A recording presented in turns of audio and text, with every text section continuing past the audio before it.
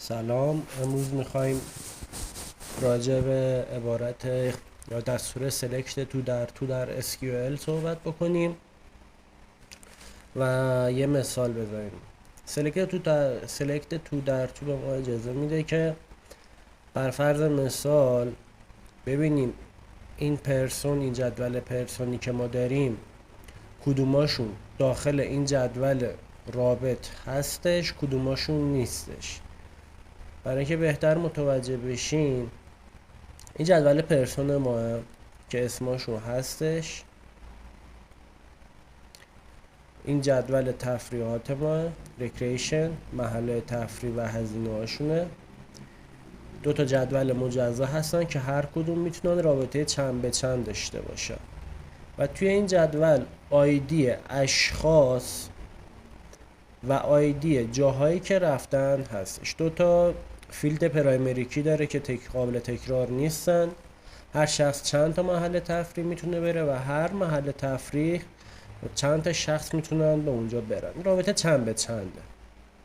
حالا میخوایم ببینیم چه اشخاصی اومدن توی این جدول به تفریح رفتن و چه اشخاصی نرفتن. برای این کار از سلکت تو در تو استفاده میکنیم. میایم اینجا یه کوئری میزنیم، نویسیم سلکت، این باید شد ببندیمش، سلکت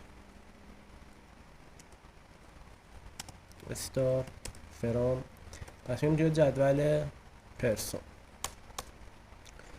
ور یه شرط میذاریم وقتی که پرسون آیدی این یعنی آیدی شخص داخل این جدول باشه، میشه کسایی که به تفریح یا اون سفر رفتن. نویسیم سلکت. خب اینجا چیزی نمیذاریم فعلا.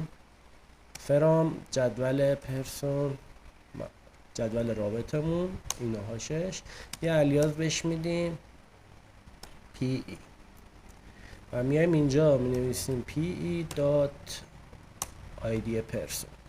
خب اینجا میگیم که تمام اشخاص برا من بیار در صورتی که آیدی اون شخص توی جدول واسط که نشون میده هر شخص به چه تفریح رفته وجود داشته باشه. اینه که این کارو میکنه. اجرا میگیریم، ببینیم این اشخاص رفتن به اون تفریح یا اون سفر. حالا این عبارت ها معکوسش هم داریم. میخوایم ببینیم کیا نرفتن. همینه می نویسیم و اینجا به جای این نویسیم not in، یعنی کسایی که نیستن توی این جدول، آیدیشون نیستش و ازش یه اجرا میگیریم. میبینیم این اشخاص به سفر نرفتن و وقتی از کلش یه اجرا بگیریم، اشخاصی که رفتن به تفریح و اشخاصی که به تفریح نرفتن. این سلکت تو در توه. امیدوارم براتون مفید واقع بوده باشه.